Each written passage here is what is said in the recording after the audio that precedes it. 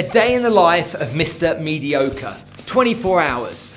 24 hours of Mr. Average, 24 hours of Mr. Plodder, 24 hours of Mr. Journeyman, 24 hours of someone that doesn't love with their heart and soul what they do. Looks just like this. Let's take those 24 hours and divide it 3 ways. You've got to sleep in the next 24 hours, so that's important. You have to work, okay, and we have what we call social time. So how many hours does Mr. Average sleep for? 8. Because he likes to be Mr. Average, because he needs 8 hours sleep, you know. You don't need actually 8 hours sleep, you need 6 hours sleep. Go check it out, Google it if you don't believe me. You'll find out that 6 hours actually is enough. On top of that, we've then got work, haven't we? So 8 hours, most people in Mr. Average land go to work for. Okay, and they might have 1 to 2 hours of traveling, an hour to work and an hour back is typical for lots of people. And then they have their social life. So if we say that's 10 hours and that's 8, that's 18 hours. How many hours we got left? 6 hours for our social life, our work-life balance.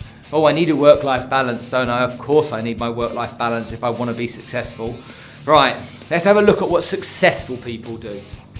24 hours, same. So they've got the same amount of hours in the day. If you've got more hours in your day, then let me know. But as far as I'm aware, we've all got the same.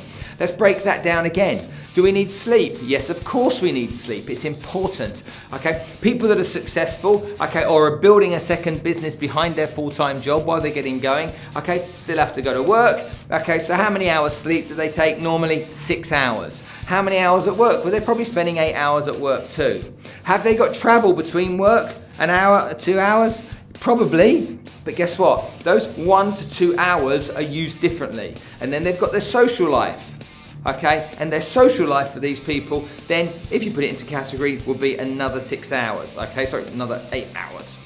Now, think about that for a second. So you've got this layout here, which is what most of you have got, and then this layout here, which is what successful people do. And how do they break it down? Well, they go to bed, they sleep, they go to work for 8 hours, they've got 1 or 2 hours to and from work, which they can spend working, okay, on their project, on their business. This social life time here is not social life. This is business building time. That's what they call it. They don't focus on work-life balance because they don't focus on complaining. I need time to recharge my batteries. I need time to be with my friends. Do you know what? All of those things are important to some degree, but what's more important? Having an average mediocre life over here or getting ahead of the game and moving up those stairs, okay, along the way and create success for yourself. What is more important to you? If you want average results and an average life, an average outcome, a mortgage until you're 65, a mediocre pension, okay, kids going to standard schools, driving an average car and having an average life. If you want that, then guess what? You're right in this category here. But if you want to go out and make it happen, you have to make sacrifices. You have to realize that successful people don't want to spend this time bumming around doing nothing. They spend their time building their business. They spend their time wisely. They focus on how they manage time. And if you were to do that, you would give yourself a massive benefit.